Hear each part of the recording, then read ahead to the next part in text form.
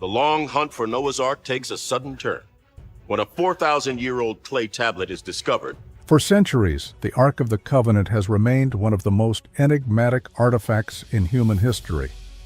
Mentioned in the Hebrew Bible as a sacred chest built by the Israelites to house the stone tablets of the Ten Commandments, it has captured imaginations and inspired countless theories.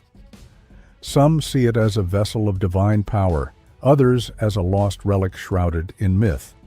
But now, recent claims from a group of international scientists suggest they may have found the real Ark, and what they discovered challenges everything we thought we knew. The traditional image of the Ark is etched deeply into Western culture. A golden box adorned with cherubim, lightning flashing from its presence, mysterious powers capable of leveling armies. The Ark has been depicted as both a symbol of divine wrath and an object of immense spiritual significance.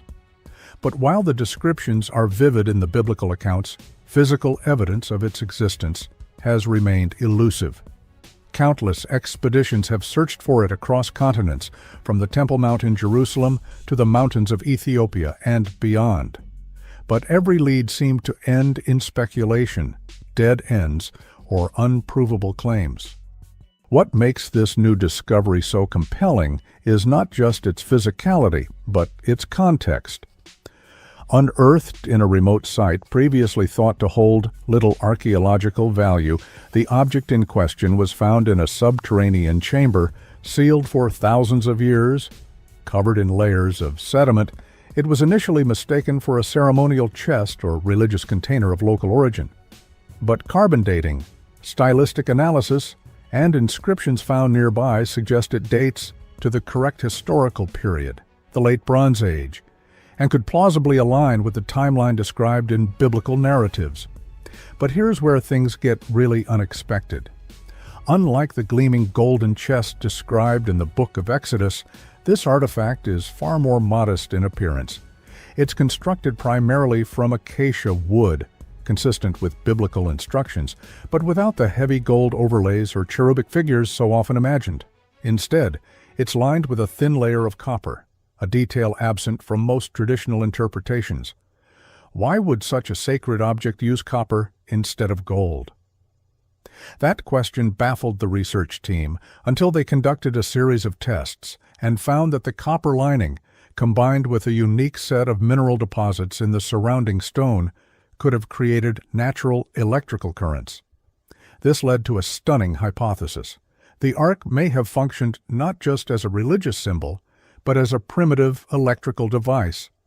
Some experts have proposed that the biblical accounts of people being struck dead by touching the Ark or its ability to emit power might be exaggerations of real phenomena, natural electricity discharges. The copper lining, the insulation from the wood, and the geological conditions in the storage chamber suggest that the Ark could indeed have produced small electrical shocks, enough perhaps to be interpreted as divine wrath in ancient times. The implications of this are enormous. It paints the Ark not only as a sacred object, but also as a technological one. And that begs the question, did ancient peoples have a deeper understanding of natural forces than we often give them credit for? Or were they simply experimenting with materials and stumbled upon something unusual, which later became enshrined in religious tradition? Interestingly, the dimensions of the discovered object match almost exactly with those recorded in the Book of Exodus. 2.5 cubits long, 1.5 cubits wide, and high. That kind of precision can't be easily dismissed. Even the rings and poles used to carry it, details that seem trivial, are present, though less ornate than depicted in sacred texts. More importantly, the site also contained artifacts suggesting the object was considered sacred, inscriptions in Proto-Hebrew, ceremonial offerings, and even remnants of incense used in ancient rituals. This wasn't just any container, it was revered. Yet, despite the excitement, not everyone is convinced. Some scholars urge caution, noting that the Ark's story is steeped in metaphor and religious symbolism. They argue that even if the object aligns with the biblical description, That doesn't mean it's the Ark. It could be a contemporary imitation or a local artifact that coincidentally resembles the biblical narrative. After all, stories about sacred chests and divine vessels exist in many cultures. Is this truly the Ark of the Covenant? Or simply another chapter in humanity's long history of spiritual storytelling? Still, the evidence can't be ignored. The researchers involved in the excavation have published their findings in a peer-reviewed journal, opening the door for further investigation. They've invited other scientists, theologians, and historians to examine the object, analyze its context, and weigh in on its significance. The academic community is buzzing, torn between skepticism and wonder, and then there's the matter of what was, or wasn't, found inside. According to the book of Hebrews in the New Testament, the ark contained the tablets of the 10 Commandments, Aaron's rod, and a jar of manna. None of these items were present in the discovered artifact. The interior was empty. But the scientists believe this could be due to looting or natural decay over the centuries. After all, even a sealed chamber isn't immune to the passage of time. But what if it was never meant to contain physical objects? Some fringe researchers suggest that the ark may have always been more symbolic, a conduit for spiritual experiences, rather than a box of treasures. They argue that the descriptions of the ark's powers, its ability to bring victory in battle, to communicate divine messages, to strike fear, could all be metaphors for the influence of faith and belief systems in ancient societies. That interpretation gains traction when we consider how the ark was used. It wasn't kept on display or paraded daily. It was hidden behind veils, accessible only to the high priest, and only once a year on Yom Kippur. Its secrecy, its mystery, and the rituals surrounding it all suggest that the ark functioned as much psychologically as physically. It represented the presence of God, the center of the covenant, and the heart of the nation.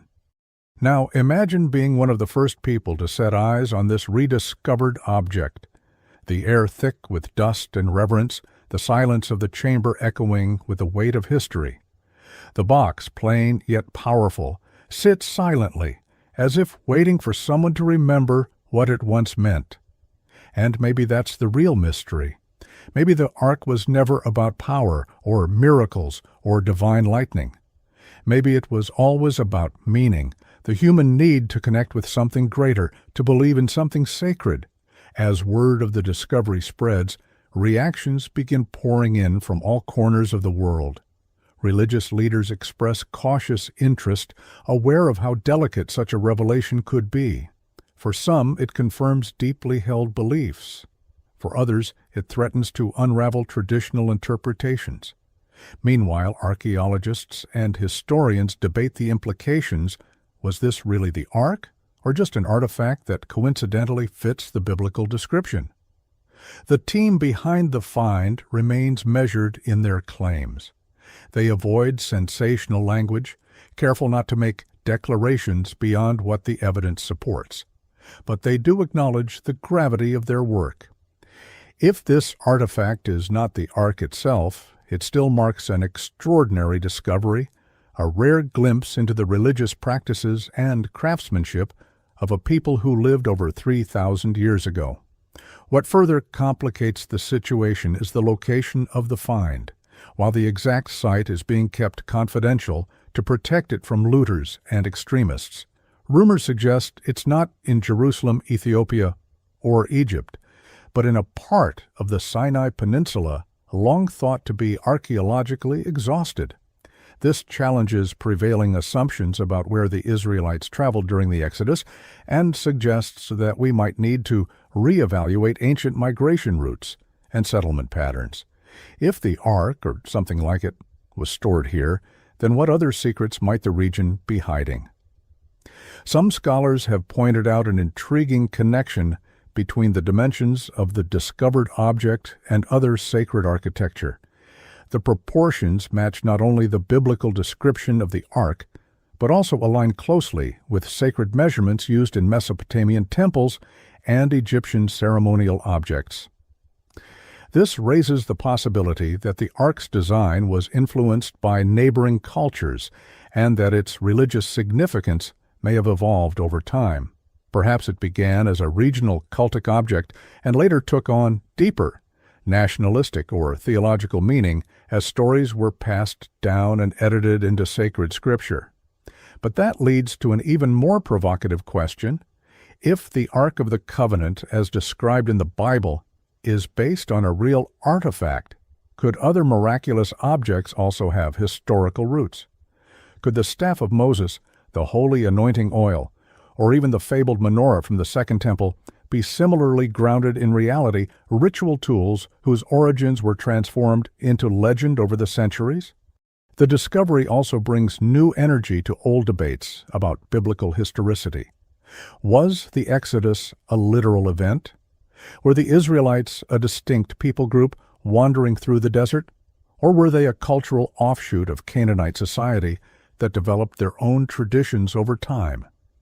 The artifact doesn't answer those questions definitively, but it adds another layer to the puzzle. If nothing else, it shows that at least some aspects of the biblical narrative were grounded in real places, real objects, and real human experiences. Another fascinating angle comes from the field of materials science. When researchers examined the copper inside the object, they discovered trace amounts of unusual compounds, elements not typically found in the region. This led them to speculate that the copper may have been sourced from a distant location, possibly even traded or carried from the mines of ancient Timnah, which were known to the Egyptians. If true, it suggests the people who constructed the object had access to complex trade networks and advanced metallurgical knowledge. It also opens the possibility that the Ark wasn't a singular creation, but part of a broader tradition of sacred containers used for communication with the divine. And that brings us back to the deeper mystery. What was the Ark really used for? If it did produce electrical discharges, however small, could it have been used in ceremonies meant to inspire awe or fear? Could it have played a role in early attempts to harness natural forces for spiritual purposes? Some scientists are even exploring the idea that ancient peoples may have accidentally discovered principles related to static electricity or piezoelectricity. The Ark, in this view, becomes a kind of prehistoric laboratory, an experiment in making the invisible seem tangible, the divine seem real. Of course, critics remain. Some claim the entire discovery is a hoax or a misinterpretation of a more mundane object. Others warn that trying to explain religious experiences through science risks stripping away their meaning. But many observers, both secular and religious, argue that uncovering the truth only deepens the sense of wonder. If the Ark was a real object, built by human hands and carried across ancient landscapes, then it connects us more intimately to the people who wrote these stories and lived these traditions. Their hopes, fears, and aspirations become more relatable, more human. The team has announced plans to conduct further excavations around the site. Ground-penetrating radar has revealed additional chambers nearby, some of which may still be sealed. If those chambers contain related artifacts, scrolls, altars, priestly garments, it could provide even more context for the original object's use and significance. Already, digital reconstructions and 3D imaging are being used to model the artifact and share it with researchers around the world. The hope is that open collaboration will lead to a fuller understanding without the biases that often plague studies of religious artifacts. Meanwhile, in pop culture and media, the story has ignited a firestorm. News outlets scramble for exclusive interviews, and documentaries are in the works. Social media buzzes with theories, from the plausible to the outrageous. Some claim the Ark contains alien technology. Others believe it's a government cover-up. Still others see it as a sign of prophetic fulfillment. The sheer range of interpretations reflects the power of the Ark as a symbol. It means different things to different people, depending on their worldview. What unites all these reactions, however, is fascination. The idea that a legendary object might actually exist in the real world is irresistible. It bridges the gap between myth and history, between faith and fact.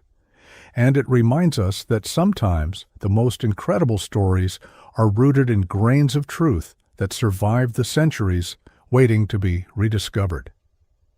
If this is indeed the Ark, or even something close to it, then we're faced with an unprecedented opportunity to explore not just the object itself, but the world that produced it, to understand how people of the past made sense of their world, how they interacted with the sacred, and how those beliefs shaped civilizations. Whether you're a believer or a skeptic, a historian or a casual viewer, the rediscovery of the Ark challenges us to rethink our assumptions about the past, and perhaps that's the most powerful thing about it. Not the lightning bolts or divine wrath, but the ability to inspire questions, to provoke curiosity, to make us wonder what else might be waiting beneath the earth, just beyond the reach of time. In the weeks following the announcement, major academic institutions begin forming collaborative panels to study the object and its surroundings in greater depth. Scholars from diverse fields, biblical studies, anthropology, physics, theology, and geology, gathered to cross-reference the discovery with everything from ancient texts to soil samples. What emerges is a portrait of a civilization far more complex and interconnected than once thought. The people who built this object were not isolated desert wanderers. They were artisans, traders, priests, and thinkers, deeply engaged with the cultures around them and possibly contributing their own innovations to the ancient world. Perhaps the most profound revelation of all comes not from the object itself, but from how it reframes the human story. For thousands of years, myths and scriptures have served as humanity's earliest attempts to explain the unknown. They encoded values, preserved histories, and bound communities together. Now, with the help of modern science, we can begin to decode those stories, not to dismiss them, but to understand them more fully. The Ark, whether divine in origin or entirely man-made, represents a bridge between faith and reason, symbol and reality. The object is scheduled to go on temporary display under highly controlled conditions. Security is tight, not only because of the artifact's value, but also because of its potential to incite religious fervor. Authorities are cautious, knowing that claims about the Ark can spark intense reactions. But the decision to display it is seen as a gesture of transparency, an invitation to the global public to witness this moment in history and form their own impressions. The exhibit features interactive timelines, digital recreations of ancient rituals, and side-by-side comparisons with biblical descriptions, allowing visitors to explore the artifact from multiple perspectives. Meanwhile, theological communities are engaging in spirited discussions. Some see the discovery as validation of sacred texts. Others urge caution in making theological claims based on archaeological findings. A few propose that the Ark, in whatever form it existed, was never about the physical object, but about the covenant it represented, the relationship between people and the divine, between law and morality, between identity and belonging. This interpretation has gained traction even among skeptics, suggesting that whether the Ark is literal or symbolic, its legacy remains powerful. Curiously, despite all the attention, the artifact itself remains silent. No lightning, no supernatural events.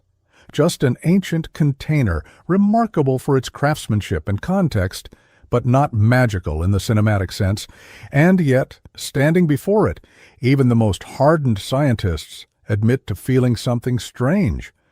A kind of reverence, a weight that's hard to explain. Is it the power of suggestion or something deeper? Perhaps the real power of the Ark was never about miracles, but about meaning. In a world where so much is uncertain, people have always sought symbols that make them feel connected to something greater, whether that's God, tradition, or simply the shared human experience of wonder. The ark may have served that purpose for the ancient Israelites, and now, in a different way, it may serve it for us.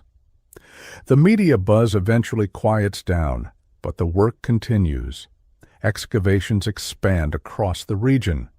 New fragments are found, pieces of pottery with inscriptions, stone tablets with partial texts, even what might be a rudimentary altar. Each find adds a layer to the story, helping researchers reconstruct the religious life of a people who once carried an object they considered sacred across harsh, unforgiving terrain. What motivated them? What did they fear? What did they hope for? These questions animate the ongoing research. And then there's the most tantalizing question of all: was this the only ark?